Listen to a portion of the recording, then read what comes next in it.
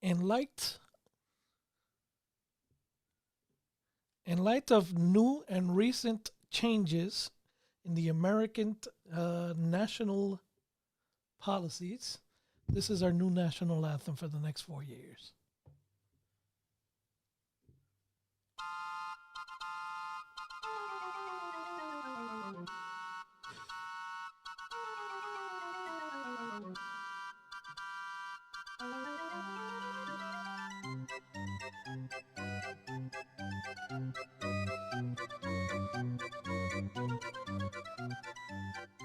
Murica.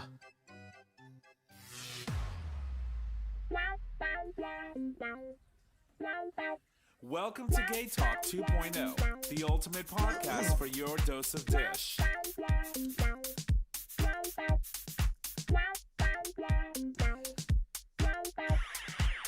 Good evening, ladies and gents. Welcome back to another episode of GayTalk 2.0, an LGBT podcast streaming live on our YouTube channel for our Patreon supporters on the day of recording. And of course, you can access the actual recording for everyone else the following week. My name is Tom, and I am your host. And as always, I'm in the studio with my amazing co-host, starting with the first one. Hey, y'all, Nick or Trish. And J Bear, aka your boyfriend's boyfriend. And so we are here. It is officially, January 22nd. We had something happen 2 days ago that, we thought here on the show, as well as, millions of Americans, that would never happen again. But we're here. And that is, of course, the inauguration of Donald Trump again. And we're feeling some kind of way about it. And, there's a lot of things that we're going to need to, buckle up and do going forward. But we'll talk about that and a lot of the things that have happened since, this individual took the reins of our country yet again. But before we get into all of that, I'm just going to toss it over to our very enthusiastic cast sitting around this table, having a good time. And why don't we start with you, Nick? You're doing a lot of scrolling. Nick, darling, how are you, darling? Scrolling. You sound like a commercial for like Walmart. Rolling. Not Walmart. Aren't they like rolling back DEI policy? They're doing so many things. Yeah, it's go horrible. to Costco. Okay, well, yeah, Costco. Okay, Mm-hmm. but Costco doesn't roll. They don't roll back prices. No, but you get it in bulk. Yeah. Well, do they sell penises in bulk? You would know. Well, yeah, I'm always there. So, how are you, darling? I'm good. All is well? Yep. Yeah. It was a long weekend, a 4-day weekend. Yes, it was. I cleaned, which was great, and I enjoyed a snow day. Which is always wonderful. And I bought a brand new ice scraper brush, and I left it in my old fucking car. Well, So I had to use a hold on. spatula. Like, the Puerto Rican is really rubbing off. Oh, I love you both, this bitch. but tell me I'm wrong. I mean, come on. I have to give you points for ingenuity and coming up with something on the spot. A spatula. Yeah, What kind of spatula? a plastic spatula. Oh my God. Yeah. You're so Puerto Rican. Thank you. So you bought a new brush and scraper and you left it in your old car that you traded in for your new car. Jedi car. Yeah. Yeah, because I swear every time he like hits drive or reverse, that thing starts going. Yeah. Yeah. It's the cutest thing ever. But yeah, no, last week was a good week. Had a big event at the theater, went well. You looked fabulous, by the way. So, Thank you. For those of you who don't know, Nick, obviously, he works and has worked in theater for many years. So he's responsible for fundraising for the theaters in which he's worked for. And specifically this particular event, you had bought a new suit. Yep. And it looked fierce. Can we talk about that look, girl? Like, how did you come up with that? It looked good. Well, I wasn't going to buy a suit, but I went to Express, and they were having a sale, and there was this really nice $500 suit, but it was on 70% off. So I got it for $120. Yes. And it fit great, and I felt comfortable in it. And so I went with it. No, you look great. You look really good. It looked amazing. You look sharp. You look fierce as always. I mean, like, would we ever doubt Nick being able to pull off a look? I mean, hello, you got me to look fabulous at a wedding. That was a lot of work. Yes, it was. It wasn't a lot of work because of you. Well, because of you, yes. No easy task. But I hate you both. But no, it was, it was what it was. And then, Monday came around and I kind of fell into a doomsday hole. I don't think you guys watched the inauguration. I did not.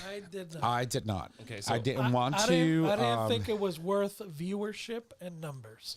Agreed. So I only watched a portion of it, and I watched the portion of it when he signed a few executive orders. Yeah. Which was just scary. Watching him back there signing shit just like plugged me in. And what I have to say, and what I will say to everybody, is I've been falling down these like rabbit holes of news coverage. Yeah. But I've decided that at a certain hour of the night, I've got to put my phone away, and I cannot put it in a place where I can grab it in the middle of the night and look at it. Because I did that on Monday night, and I was up all night long. Right. Well, reading comments and like all, and it's just crazy to me. And then like watching all of the Facebook people like that I didn't necessarily know were Trumpers come out and like be Trumpers. I was like, oh my God, oh my God, oh my God. And, the sad thing is, like you, I said to myself, I am not going to get sucked into the mainstream media hyperbole. Is that a word? It is a word. Did I use it correctly? I don't think so, but we'll get to that later. So, I mean, when you think about, it's like they're hyper focused on all the bad shit that's going to happen, right? And that's what gets me anxious. That's what gets me like in a state of like I can't function and I cannot afford that right now. There's so many things that I'm involved in. It kind of fits, yeah. Yeah, I'm just doing so many things right now that I just can't allow myself to get sucked into that and start panicking on day one. Yeah, no, I don't. I wouldn't say. Although we should. I honestly, I wouldn't say that I went into a full blown panic because I was expecting a lot of this shit. Right. Not all of it, which we will get into on the second half. Well, I mean, we've already had a crash course on, Trump 101 during his first presidency. But right? that was like, I feel like Bud Light versus Bud Heavy. And I say it like that because that's what his, followers drink. Well, they drink Bud Heavy or Bud Light? Probably both. And they probably drink like regular Budweiser. I don't know. Like, I don't feel Bud like Heavy is regular Bud. Oh, okay. I didn't know that. So that's what you were a bartender. Yeah, I don't. She didn't catch on. I Light. I never heard of it being referred to as Bud Heavy. You know. Yeah, But I don't know. I hear you, and That's what they used to call me in high school. No, Oh, but that wasn't. They called you a lot of things. a lot of things. But honestly, there are some. I heard a snippet of this NPR clip this morning, and I can't remember the name of the person, but from the state of Connecticut was talking about the fact that I don't want to say the state was stashing money away, but we do have a rainy day fund. Right, and as we should. Yeah. Because shit's about to get crazy. But they were smart knowing what was coming or potentially coming. And so our state, because we can expect that blue states are going to feel some type of pressure. Oh, absolutely. Is financially in a good position to make it through for a while. I don't know how long that while is, but it was interesting to hear. Yeah, I don't know. I'm just like I don't know what to expect from day to day. And that's the thing. So we know what to expect in the sense that the target is the LGBTQ plus community. Clearly, the scapegoat is the scapegoat is, and also the target, because we can already see on day one most of the executive orders that were rescinded from the Biden administration had to do in some way, shape, or form with the LGBTQ plus community, which again, we'll talk more of. But I get it. And, I made a decision right after the election, shut off all mainstream media. I wasn't watching MSNBC. I wasn't watching ABC, none of these news medias. I was focusing my energy on something productive because I would have gone down a hole that I would not been able to come back from. And I feel that now that, this man has been inaugurated for a second term, that has to change. Like, I have to engage. I have to go out. I have to be vocal. I have to go back on my Facebook and be like, I had not been really posting much of anything. And until this past Monday, Monday was Dr. Martin Luther King Jr. Day, right? And it also happened to also be Inauguration Day. But I wasn't celebrating an inauguration of a racist, bigot, insurrectionist, twice impeached, freaking convicted felon. I wasn't celebrating him. I was celebrating the legacy of Dr. Martin Luther King Jr. and all the great work that he did to promote civil rights and the right of Black Americans in the US of A, right? And the reason why this man is so iconic and, Trump will never be is because of the fact that he was fighting for the people. He was fighting for the rights of millions of Black Americans in the U.S. that were being subjected to laws, Jim Crow laws that were promoting segregation. And, he got an administration to acknowledge the fact that this was happening and eventually ended up being enshrined in our Constitution as a right for people to have rights, right? And for me, that's what I was celebrating on Monday. In no way, shape, or form was I going to engage with anything other than embracing what it was that Dr. Martin Luther King did for our country. Yeah. And that's what I focused on.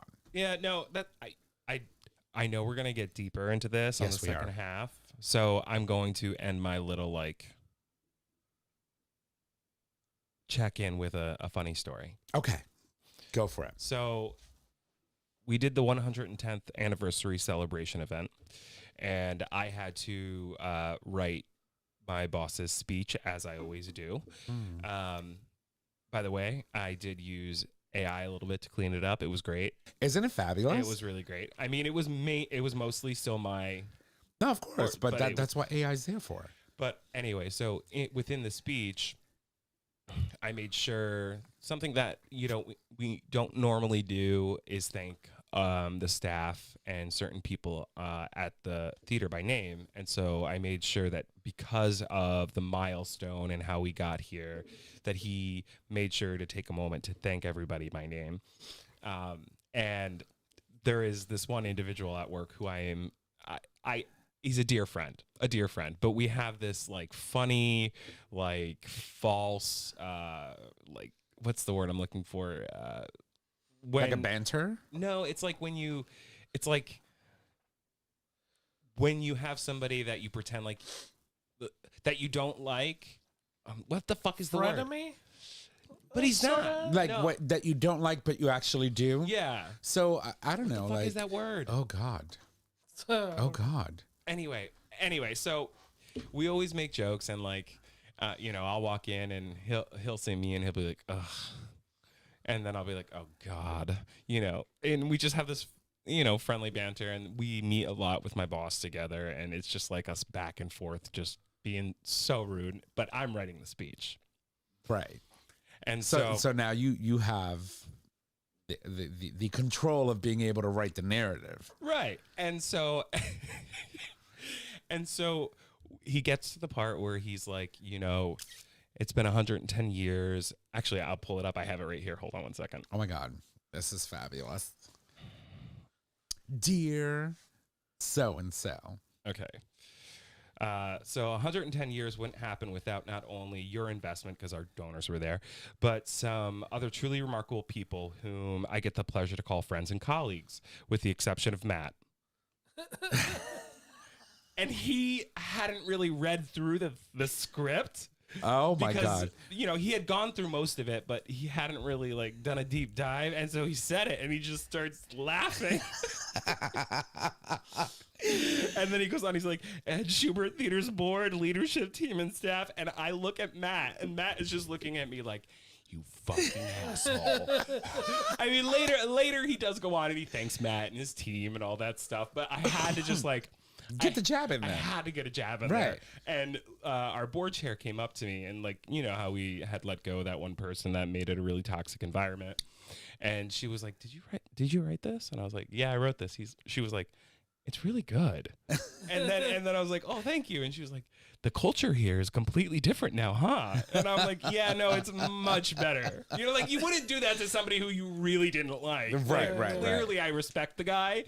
But the fact that, you know, your boss read it exactly how you meant it, because you didn't, it's almost like he didn't I even realize. said in parentheses, feel free to use this, but like, you know what I mean? Like as a joke. Because Right. I put a few jokes in there because Right. I didn't like, there was another joke that I wanted him to make. Like, I didn't want him to make any hard asks for people to give money because it was an appreciation event. And he was like, I was told I can't really give asks out tonight. We're here to appreciate you, but you might want to avoid Nick all night because he will ask you for money. Of course he will. Oh my God.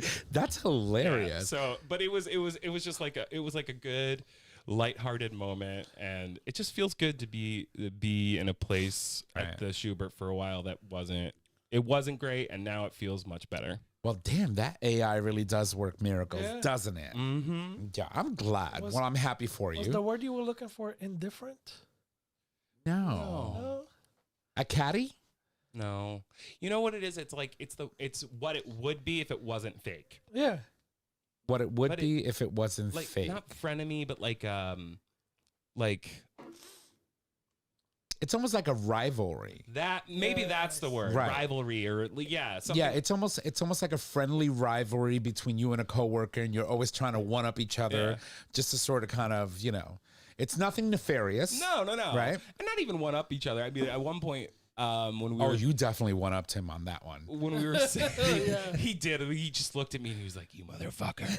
But at one point, at the end of the night, it was the first time we used this brand new space. There was a lot we were learning. We were doing a donor event, and when it comes to donor events, I am like anal retentive. Like it has to be a certain way. Right. So you told the story upstairs. Yeah. When we were, sort of kind of like whiteboarding. Is that what we call it? Storyboarding. We're talking about, the space, and you had mentioned that there was some new technology that was installed and people were having difficulties. Can you tell us a little bit about the lighting situation? Yeah, of course.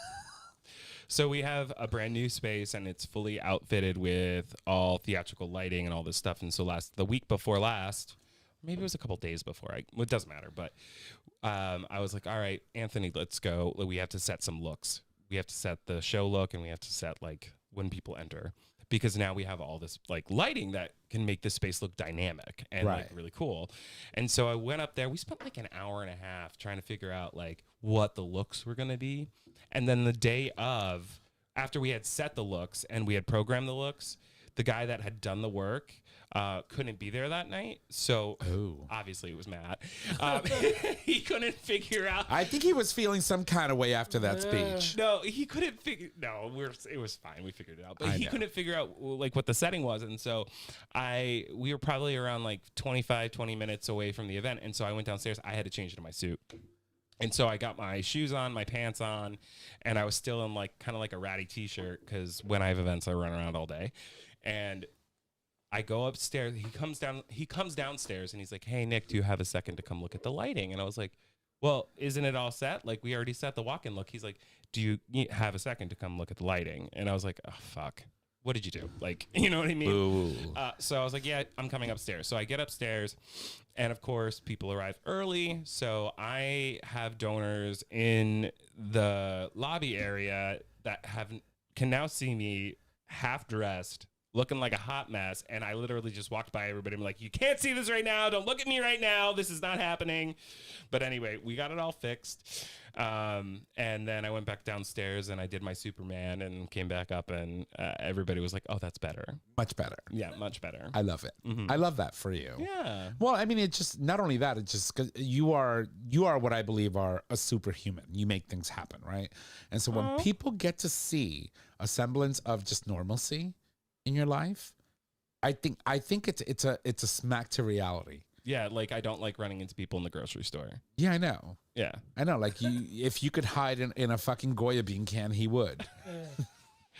Would that be considered a form of gaslighting? Almost. Maybe. Wait, hiding in a Goya can? How do you get a good- No. I mean, Yeah. they, You know what I mean? I mean, it's kind. I mean, not in a malicious way, but it's kind Like of showing gaslighting. people what you look like before you actually throw the entire thing on. I don't know, maybe. Because they only get to see the right side of you. They never get to see another version of you. So are you like gaslighting your donors? I mean, not really. Was that what you were trying to ask, Jay? But I was come talking on. about the banter between him and his coworker. Oh, we're still trying to find that word? Yeah, Oh, my I get God. stuck on stuff sometimes. To be honest, but no, That's not what gaslighting means, mija. no, but it can. It's somewhat. I don't gaslight my donors. I don't dress in a suit every time I go to make an ask. But my God, oh my God. No. Oh. God. There was something else I was trying to say, and then I completely lost it because you made me talk about. Sorry, we went The three different suit. directions. sorries. No, what was it? It was about The suits. They saw you undressed. You told them to look. You And Yeah. it's like, Went and that's got much ready. better. much Yeah. better. no. She lost it. Yeah, it's gone. Oh, Anyway, sorry. we spent 20 minutes on you. Well, no, we spent like if you add it up, probably like 10 because we did talk about Trump. Yeah, it We wasn't- did. We wasn't did. long enough. Jaybird, how are you? As you take a sip of your undisclosed libation over here. Better now. No. Not bad. Not bad. How are you feeling this week? Meh. Meh. I think that's It's- I think that's half Yeah. of America's like. The circus has arrived. Yeah, it sure has. Yeah, it's like being thrown into one of those. You ever Yeah. seen those videos? And people go to certain circus acts, and all of a sudden, the lion's attacking the ringmaster, or the elephant are stomping someone. That's what I feel like is coming down the pike. It's a hot mess. That is Oh, officially boy. my new favorite song, by the way. And I feel like we're gonna get flagged on YouTube for violating Don't- somebody's like something Give because them of that credit little. for their snippet. Oh, it's But a clown car. yeah, It really yeah. is. But aside from that, how's everything? It's well, my granddaughter turned 15. Oh my That's god! exciting. No, that means I'm getting older. Honey, Shit. we're all getting older. There's Yeah. no stopping that. Some realities are just starting to really set in. So 15 already. It's she will still be a teenager until she's 20, really. Because even at 19, you're still Still considered a teen, yeah. teenager, right? what else? Yeah, at 15 I was Oh, we know. already in a relationship. Yeah, with the very woman you're married to. Yeah. So You've been married to Um, her how long? we've been together 34 years. Jesus Christ, that's a lot, man. I don't know how you do it. 35 years. That's insane. Together. That's insane. Alcohol helps. No, no. Yeah, well, it's I'm not. sure it does. You I'm made sure a it does. choice. We I'm sure made a it does. choice. You know, it's long. I'm still getting over 15-year-old grandchild, so I'm still kind of processing. Process away, darling. Yeah. Process you know, away. It's a whole other. It's a whole other process. It's a whole other concept. And then now I realize when I used to hear my older relatives back in the day tell me, "What the hell are you doing? What's this nonsense?" Now I'm finding myself. Yeah. Well, you know what they always say. We eventually become Our parents. our parents. Yeah. And So I'm scared for you oh girl. Why? Oh, you've met my parents. because Yeah. we eventually become our parents. So I hope you take a lot of your dad's like joyfulness and playfulness and cattiness, because he's funny as fuck. Yeah, he is. Carl's funny. I mean, when you are making people laugh at a funeral, you're funny. Well, I mean, that's kind of the role. You got to Yeah. do that. Yeah, he's hilarious though. Yeah.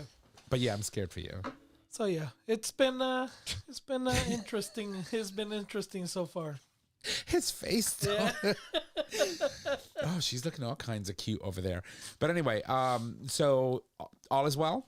All is well. Yeah. Working on anything new Mom's that's not doing your good. car? Or cars? Cars.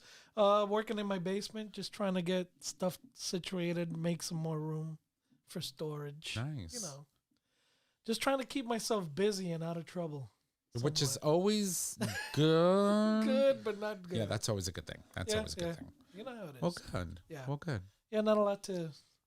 I don't know. Today I'm kind of like, I'm all over the place. Yeah, I think, given what has just transpired, I think that we're all there. Yeah.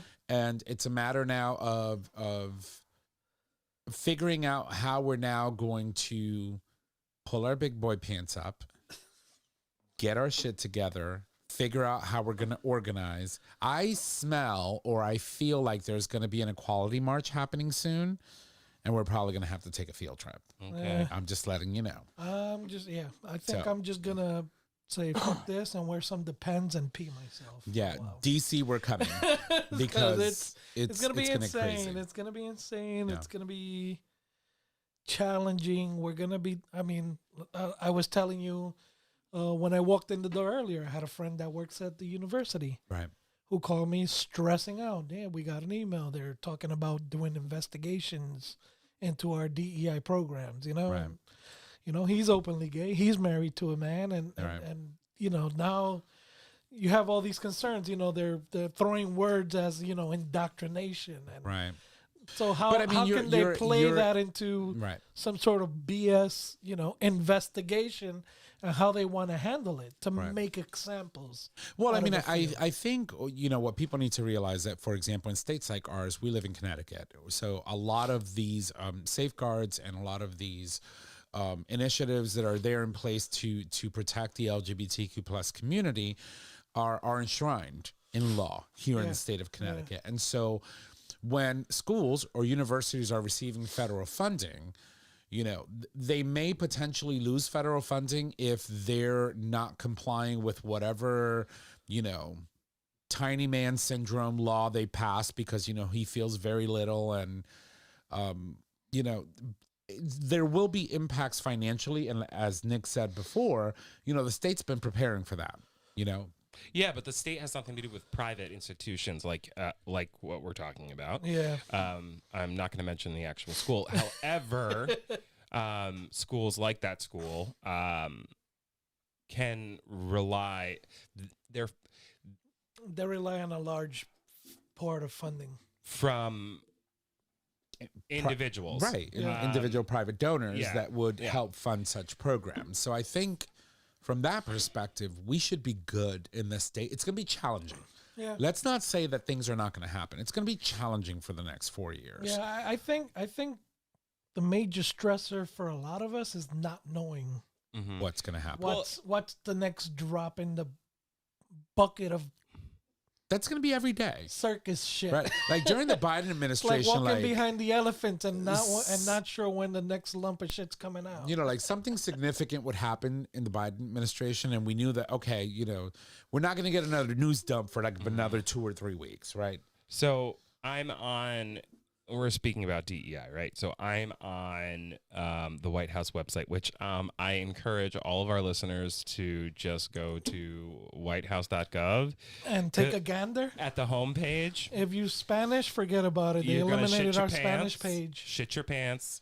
But so there's this article about the DEI initiative that wasn't stated. So today, President Donald J. Trump signed a historic executive order to protect civil rights of all Americans and expands individual opportunity by terminating racial DEI preferencing in federal contracting and directing federal agencies to relentlessly combat private sector discrimination, enforces longstanding federal statutes, and faithfully advances the Constitution's promise of colorblind equity before the law. So here's my thing when we hear something like that, right? So one, what the fuck? I mean, slaves built the White House. One, okay? So fuck you. But two, what the fuck is colorblind equity? There is no such thing. There's never been Right. The reason such why thing we've as had colorblind equity, Right. and the reason DEI initiatives ever started was because our government, the institutions that we believe in to Right. protect our civil liberties, our civil rights, weren't fucking colorblind, right. and they were discriminatory, Right. And it is still evident in pay discrimination, Right. not only in hiring practices for some organizations. Right. Now the federal government has every right to do that again. Right. And it's interesting that, they say colorblind equity, right? But the reason why we are here and the reason why we need diversity, equity, and inclusion programs throughout the United States is because it has never been equitable for minorities and people of color in this country. And that is evident not only by the policies they were pushing, because even after the 1960s, when we passed laws to outlaw discrimination based on color and race and sex, mainly women, they still had ways of putting in systemic, initiatives and systemic things to prevent people from having equitable access to programs, to opportunities, even in their own communities. Let's not forget to mention, for example, how we would take over, undesirable neighborhoods because they were predominantly, either Latino or Black neighborhoods, and decide to sort of, take everything by eminent domain and build highways right through them. Right. Or and segregate. Our government, and you can talk about what this means. What does reparations mean to a marginalized community? Reparations means, providing individuals or groups of people in this country with financial, compensation for the damage that as a government we did to these communities. I'll give you an example. Right here in the state of Connecticut, in the city of New Haven, there was an entirely beautiful line of buildings that went down Legion Avenue. Right? Beautiful brownstones. They had been there ages, gorgeous, but because they were predominantly occupied by Black and Latino people, they decided they wanted to build a highway through it. They came up with this plan to build Route 34 right through the center of downtown that would connect to 84, which was the highway way on the other side of the eastern part of the state. They went in and took all of these brownstones by eminent domain and separated the hill section of the city from downtown, right? Knocked down all these amazing, gorgeous brownstones. I've seen pictures of them. They were gorgeous.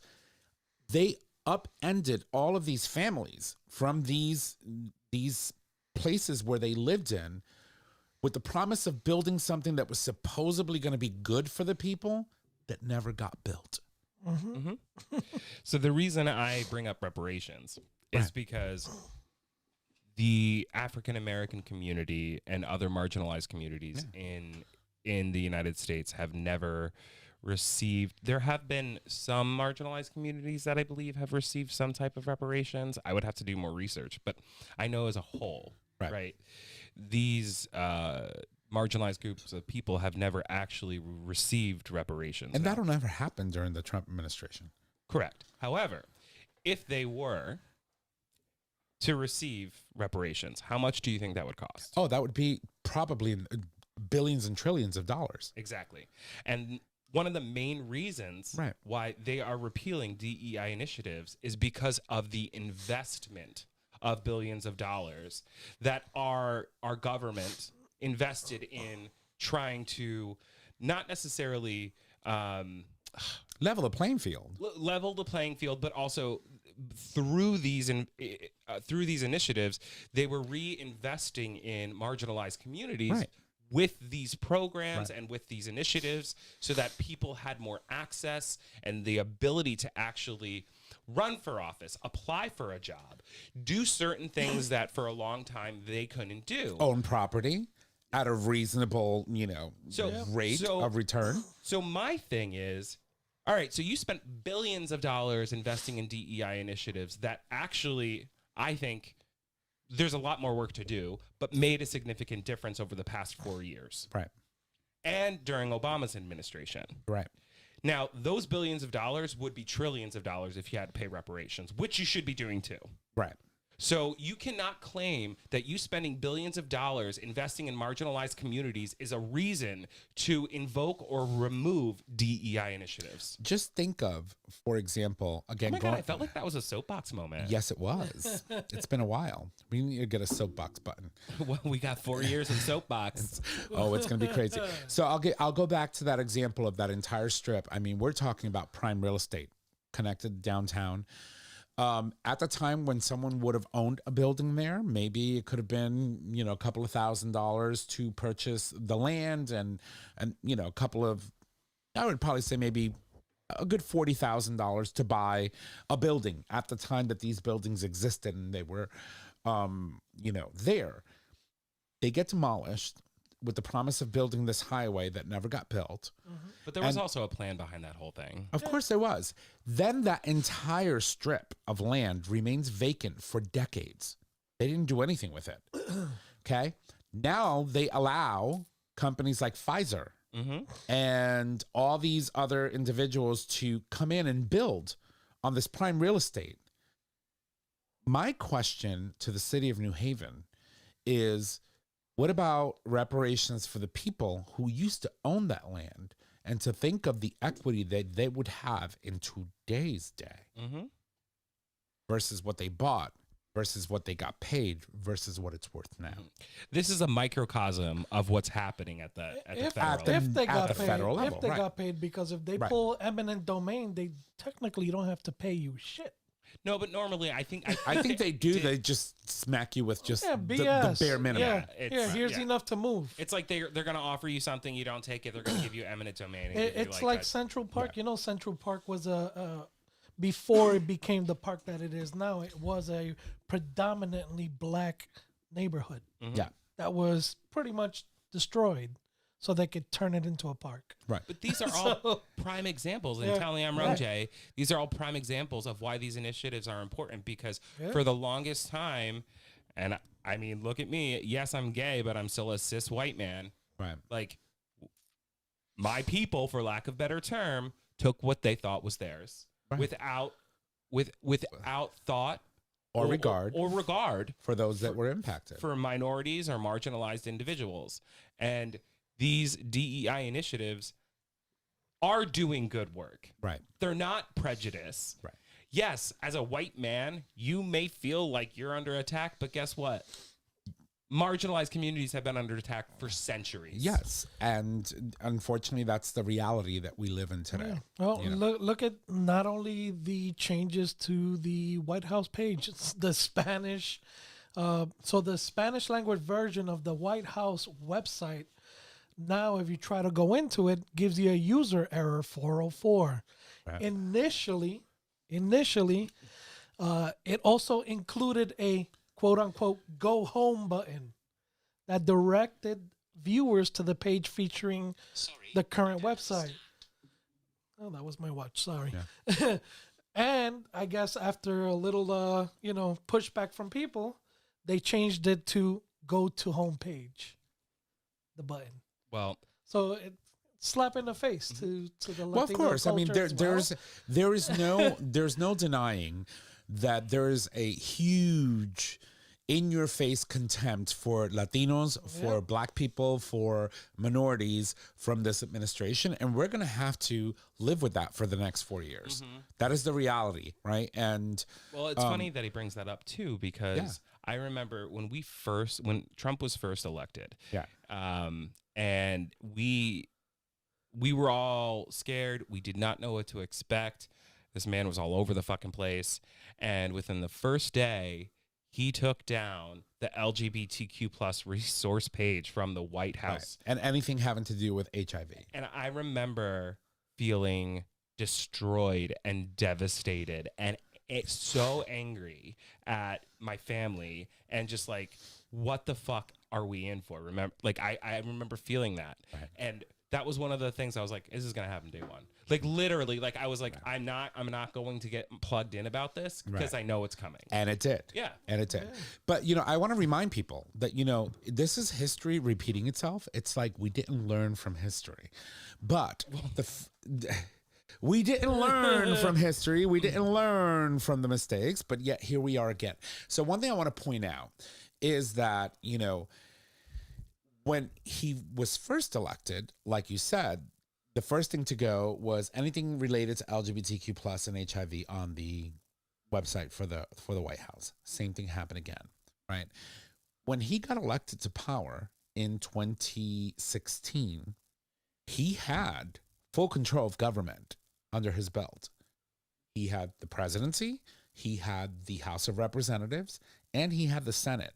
He had all three levels of government. And the only thing that was saving us at the time was the fact that Ruth Bader Ginsburg was still alive. And we had a liberal majority in the court. And then Ruth Bader Ginsburg dies. Why? Right? May she rest in peace. And this allows him to appoint in her place another justice that was conservative. This time around, he has the presidency. He has the House of Representatives. It's history repeating itself in a sense. And he has a Senate. What he does have that's different than the last time is a major conservative court that is going to most likely back him up with a lot of his initiatives in trying to overturn a lot of the great work that previous presidents like Joe Biden and previous presidents like Barack Obama and other great presidents have done great things for the American people. There's no safeguards for this round, and it's scary because we don't know how things are going to shake out. That's why when we talk about, I mean, we should probably take a break, but that is why when we talk about these two genders, and we can come back and dive deeper into this.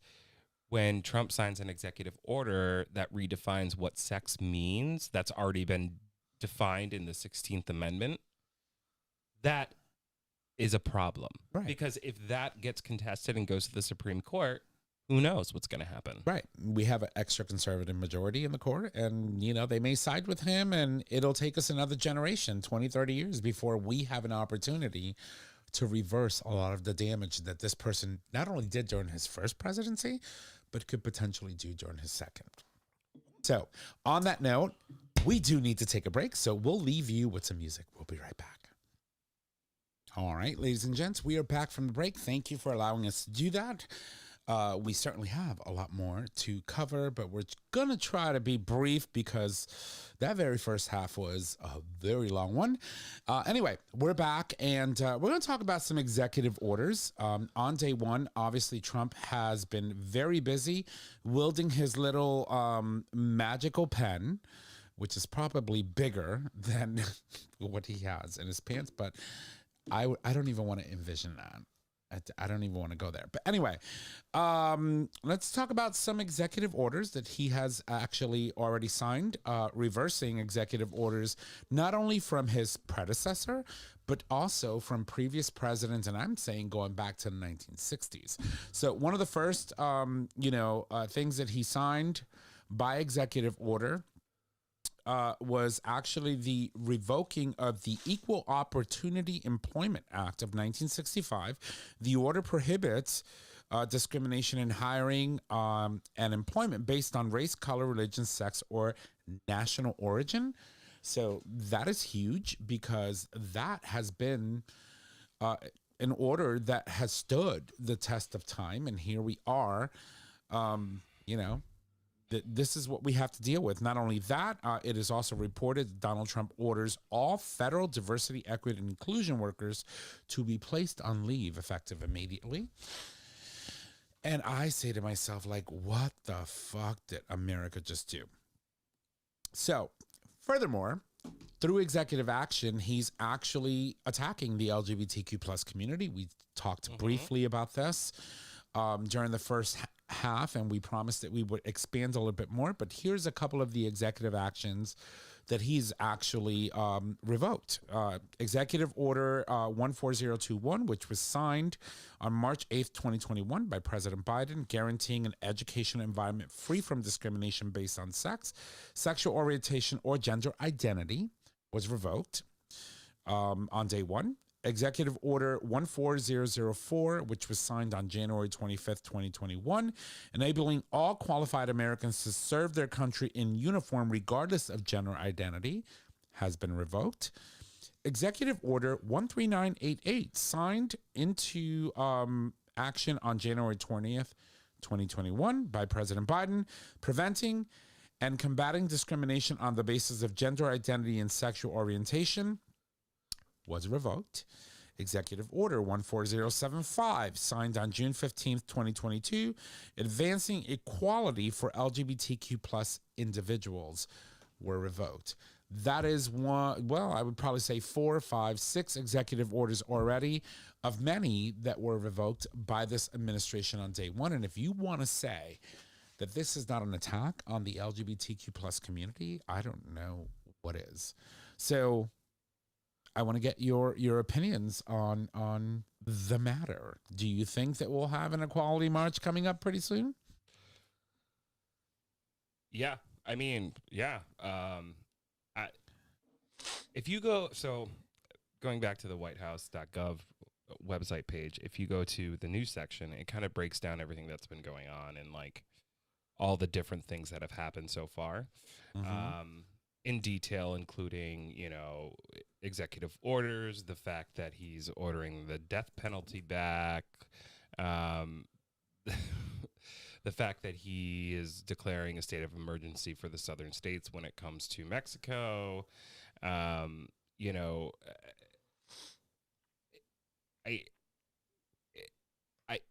I don't even, I honestly, like, I don't know where to begin with all of this. I think beginning where we talk about, you know, him declaring that there are only 2 genders. Now, I want to make a point here, right? So there are only 2 federal genders as declared by our current president. Now, how does that affect you in a state where the rule of law is different? Right, where there is no protection for members of our community. So right. that'll affect. Like if you're not living in California, you're not living in Connecticut or New York or New Jersey or New Hampshire or Vermont or. Yeah, so that can affect you in so many different ways. So from applications to college, for, you know, just rooming when you go to college, your driver's license, what we would refer to as your dead name.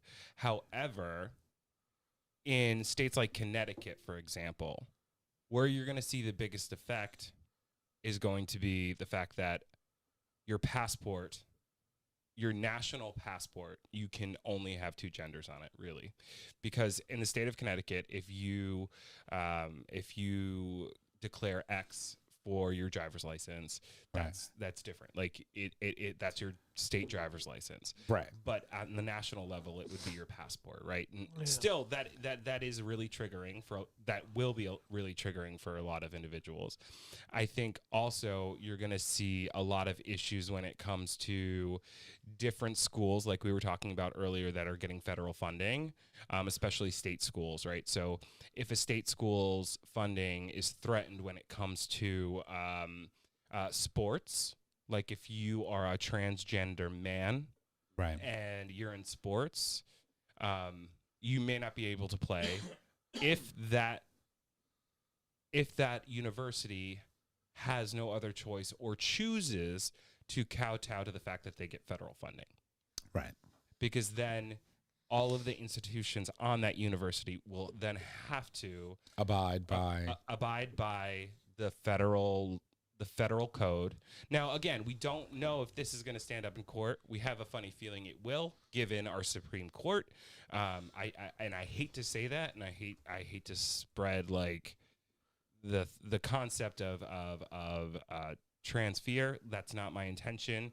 My intention is It's not that it's an knowledge. intention. It's It is knowledge. our reality. These are realities that we need. Right. That when you say, "Will there be another march?" Hopefully, what else can we do? I don't know yet. Right. We're only a couple days in, but I think we have to make sure that we're digging deep when we're talking about all these things that are happening, because within something that says, "Oh, only two genders," or DEI initiatives in aviation, or whatever it is, Right. there's so much in the fine print. You need to read it all. Right. Make sure you know Right. the background. And I'm just digging in. So I'm not going to sit here and declare that I know everything. But just the little things that I've heard and the small things that I've read really scares the living shit out of me, because what the federal government really has the power to do is threaten funding. And there are states and there are universities that rely on that federal funding. There are nonprofits that rely on that federal funding. And I will tell you, in the nonprofit sector, DEI is like one of our centerpieces. It is the cornerstone of us being able to move forward and making America less racist. America come to terms with the fact that we have been a racist nation since day one, right? Racist, sexist, anti-gay. All of it, right? And so it's interesting that you mentioned I went to whitehouse.gov, and one of the first things that I see is under the page that says the Trump-Vance administration priorities. Priorities, one of the priorities is to drain the swamp. Darling, you are the swamp. Mm-hmm. You crawled out of the swamp. You smell like the swamp. So they want to drain the swamp. And how are they going to do this? So they're announcing an unprecedented amount slates of executive orders, rescissions, meaning rescinding executive orders by previous presidents. He is planning for improved accountability for government bureaucrats. The American people deserve the highest quality service from people who love our country. What about those that don't love you necessarily? Do they love this country less? Well, he doesn't give a fuck about that. A perfect example of that is the fact that his ego is so large, right, that one of the first executive orders he signed was to make sure that all flags were flying at full staff during any inauguration. Now, that probably could have happened for his inauguration without an executive order. But the reason they were flying at half staff is because we had a president. We had a president who fucking died. And if you can't respect your fellow presidents, right, you're an all idiot. you give a fuck about is yourself. Right. And if she's going, I love it. And if his supporters can't see that him making an executive order about that specifically isn't about ego and about himself, and they really still think that he's there for them, and he's there for the fucking people, he's not there for the people. Right. He signed that fucking executive order because he was like, this is my fucking day. They will all be at full staff. Yeah, it's all about him. But it's really not. And that's the thing. As a president, it's like, you serve the people. Right.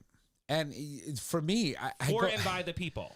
I go but back. That doesn't apply to this presidency. No, He serves himself. Oh, he's going to serve the America First agenda, which is kind of scary because it means that we're pulling away from the Paris Climate Accord, amongst certain things. For me, it's scary. It really is. We are living in a very scary time that I would probably say 60% of America thought that it was okay to bring this back, that we want to go through this another 4 years and potentially even longer. It's quite astonishing to me. And Do you want to talk a little bit about, and I think Jay can talk a little bit about this too, because I know that you used to work with a lot of youth, and you have kids in your family and all that stuff. But let's talk about DACA, birthright, and him revoking with an executive order, which I'm not sure again will stand. I don't think he has. I don't think he can do it. He can attempt it. He has signed an executive order. Yeah, but I don't think it's something he can do. I mean, it's in the Constitution. If you are born in the U.S., right, you're a natural born citizen. So he's attempting to do something that they've done in the past, right, to remove. I think they did it with Mexico in the 60s, where they deported American-born citizens, Mexicans, who didn't even speak Spanish at the time, right. back to Mexico. So I had a friend of mine call me from Puerto Rico and says, this executive order that dictates that you can take birthright citizenship from people who already have it. I think this might be moving forward. I don't think it's taking from, but you I could be wrong. But you can't. And here, let me explain why. Okay, so first and foremost, the fact that you are a natural born citizen is enshrined in our Constitution. Yeah. That's number one. The fact that you can become a naturalized citizen is also enshrined in our Constitution. So the man can sit here and sign all the executive orders that he wants, but that still doesn't change the language in the Constitution. They would have to try and make an amendment to the Constitution. And in order to do that, you would have to not only pass the law at a federal level, but it's such an ultra precedence event that not only for you to get the text changed in the Constitution do you have to pass it at the federal level. 34 states, 3/4 the majority of the states in the U.S. would also have to pass the same version of that law at the state level for it to become an amendment that you can actually introduce into our constitutional document. And so his attempt to do that is futile if he can't get 34 states to sign on and also pass the same law at the state levels for each one of those states. Exactly. Yeah, no, I know, but sorry. Yeah, no, I mean, he's reaching, and I think he's reaching, and he's shaking at all the branches he can grasp his tiny hands on to see what falls. Tiny hands.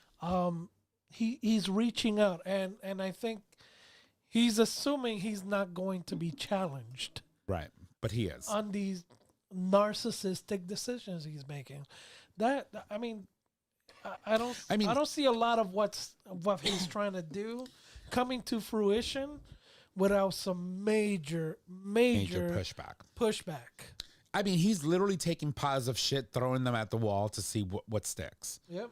And which is scary to the point where before President Biden, Lord have mercy, we're going to miss him, Uncle Joe. Before he left office, he had to pardon every member of the January 1st commission, the committee. He had to pardon family members and people who he thought may become political targets of Trump and his of the new administration swamp of talking about drain the swamp. You are the fucking swamp. So he had to preemptively pardon them for any crimes that they didn't commit, but that the administration may come up and conjure up and say you committed, because now he has control of the Justice Department, just in case. That's sad.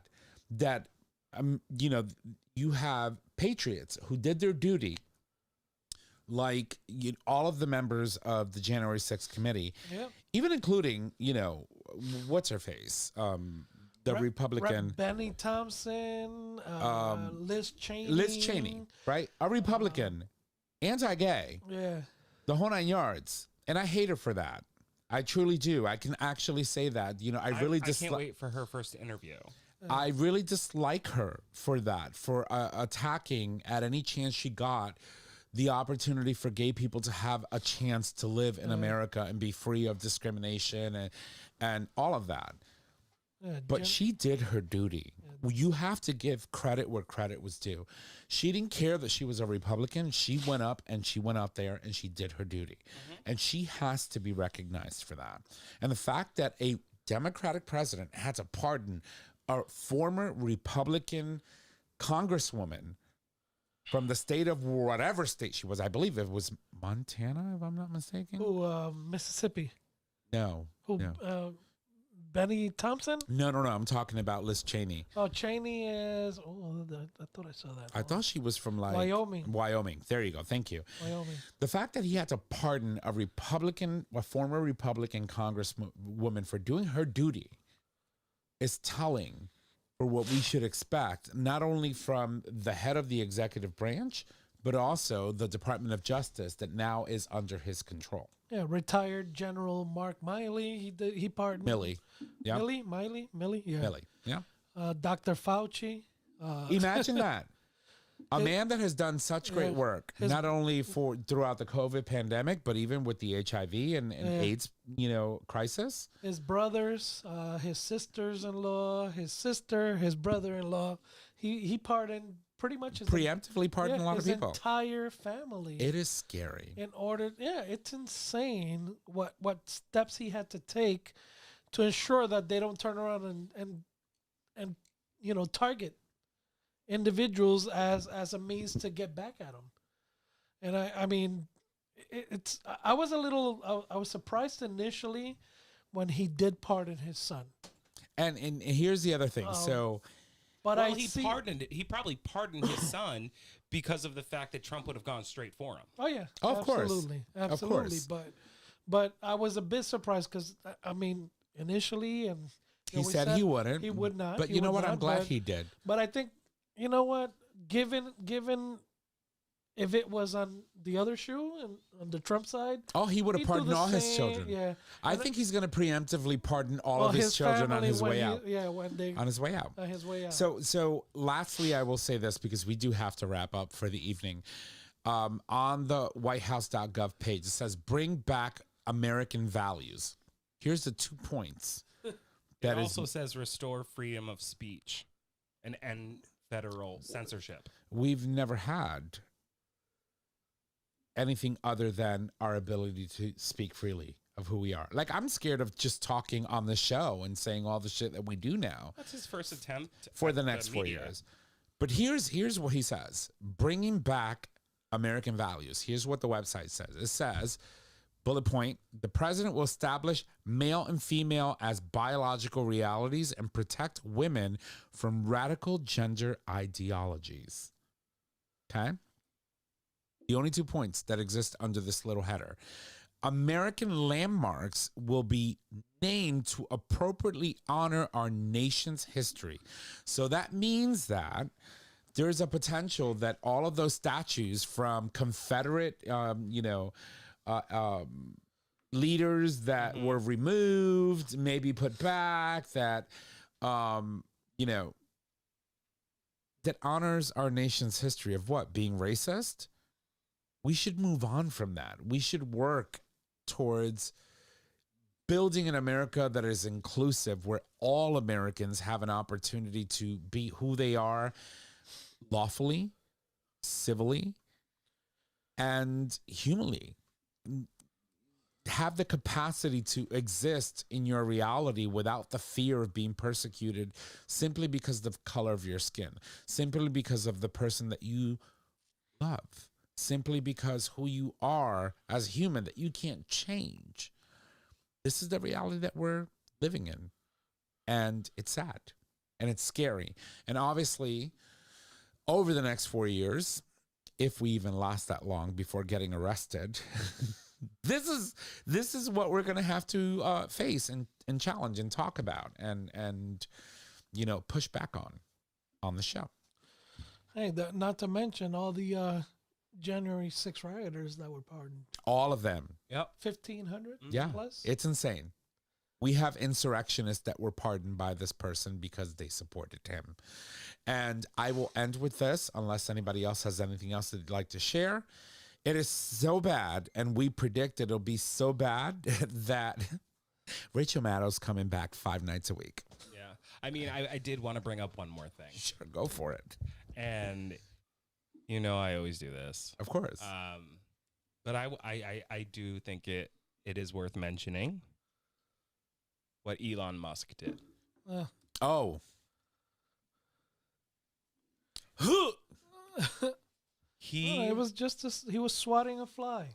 It was literally. Is that what you think happened? Yeah, absolutely. A Nazi salute. Right. He did it more than once. And on top of that, Republicans and people in his corner are saying, oh, he was blowing a kiss or he is on the spectrum. I don't give a fuck. I don't give a fuck what you think he did, because what he did and what he did to millions of Americans that their families were persecuted. We fought a whole fucking war on this. Millions of Americans who war. died and gave their lives. We went to war. He fucking stood up there and did that. Yeah. And there was a statement that was issued. I can't remember. It was a German politician that was issued, and it literally said something along the lines of, like, I don't care if you don't remember, we do. Yeah. Well, I'm glad Germany does. But you should remember. Another scary thing is there was a conversation where somebody who was potentially going to be appointed or can be appointed into the cabinet was being questioned about that situation. And she made excuses, whatever. I can't, like, it doesn't matter. And then literally, I think it was Senator not Blumenthal. It was Chris Murphy. And he was sitting there and he was literally listing all of the reactions that were found in the news and on social media, the Proud Boys and all of these different groups that were embracing that salute and saying, America's back, we're saved, you know, shit like that. And I'm just like, is this for fucking real? Yeah. That is our reality. And you're going to sit there and you're going to say, no, that wasn't what it was. Yeah. When your supporters are saying, yes, it was. Yes, it was. We literally fought a whole fucking war because of that. Are you okay over there? Yeah. Having a moment? His cock cage fell off. Yeah. Oh, well, I heard the ding, but ding. No, you know, it's time to put a ring on it. This is where we are, and it's sad. And obviously, you know, we're going to have more opportunities to be able to expand over the course of the next 4 years. 4 years. It's been 84 years. No, it has not, but it will be. But we'll have an opportunity to expand more on what's going on in the news, obviously how it impacts us as a community and how we move forward. So, because I could go all night right now, so we all can. We're all energized and we're all fired up and ready to go, and we're ready to fight the good fight. And energized or flabbergasted, I don't know what's the right word. Both, maybe. Yeah, that's going to be our new opener for the next 4 years. The toilet flushing. Yeah. Can we hear the turd go plop? Find one with a turd just plopping. Yeah. But anyway, that said, I'm going to toss it over to my boys. We do have two or three more things that we need to cover. Yep. So, Nick, I believe you're up first. Here you go, darling. All right, everybody. Here's Mama Kim's Minute. Number 1. Sean Ross goes viral for grandfather's hilarious response to him coming out as gay. Number 2, gay lawmaker surprises everyone with a proposal just after he took the oath of office. Yes. It's actually a really cute story. Check it out. Number 3, Pete Buttigieg reveals first thing he'll do now that he's out of a job. I wonder what it is. Hopefully I'm going to have to read it. And just enjoy it. Yeah, because he's got twins, right? Mm-hmm. Good for him. Jay-Bird, over to you. Alrighty, on this day in gay history, the year 1973, Washington, D.C., the U.S. Supreme Court decides Roe versus Wade, legalizing abortion in the United States, which we know what's happened to that. No longer there. So Absolutely. 50 years of presidents flush down the proverbial toilet that we exist in now. Alrighty then. Moving on. If you love the show, please make sure to subscribe, rate, and review on your favorite podcasting service. By subscribing, you get the latest and greatest of our show delivered right to your favorite device or web browser as soon as the episode is published. You can also support us on Patreon. With Patreon, you, our listeners, can help to support the show with a pledged donation. The donations can be in any denomination of $1 or more. Next week, we bring you more news from the proverbial swamp that we live in. Obviously, staying in, hyper alertive state, coming back at you with more of the shit show and the clown car that we have been subjected to for the next 4 years. Trish? If only you would book a guest. That'd be amazing.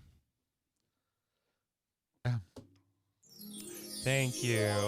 All right, everybody, get the Future Method and all other products today. All products are doctor developed, can clean out without hurting your bum, take confidence anywhere with the anal powder packs, increase your stretch goals with the 3-piece anal glass dilation kit, and get all the information you need with Dr. G's book, Butt Seriously. Visit futuremethod.com to purchase your life-changing butt cleanser today. Or butt accessory, whatever. You can get it all there. Whatever you want in your butt. Yeah. Put it all in. Butt-related items. Jaybird. Alrighty, time to put a ring on it. And as always, our show is available on our website, GayTalk20.com, under audio podcast. It is also available as a free download on Apple Podcast, YouTube Music, and Stitcher Radio. Nick? All right, you can find us on social media. Facebook, GayTalk 2.0, Instagram, GayTalk 2.0. You can email us at GayTalk2.0 at GayTalk20.com. Tom, take it away. I will try not to fuck it up today, ladies and gents. If you need to reach out to us, just head on over to our website. Click on the Contact Us tab, which is located at the top of that web browser. There you can leave comments. You can suggest a topic, submit a question for the cast, or any of these individual bitches that sit next to me. You can also call us and leave us any questions you may have on our voicemail. Our phone number is 334-GAY-TALK. And if you need all of those digits, it is 334-429-8255. Don't forget that we do stream our show live every Wednesday, starting at 6 p.m. And you can access the live stream by visiting our YouTube page if you are a Patreon supporter on the day of or the week after, for those of you that are not. So it pays to be a supporter on Patreon. That's it, ladies and gents. That is our show. Thank you, and y'all have a good night. Bye. Adios.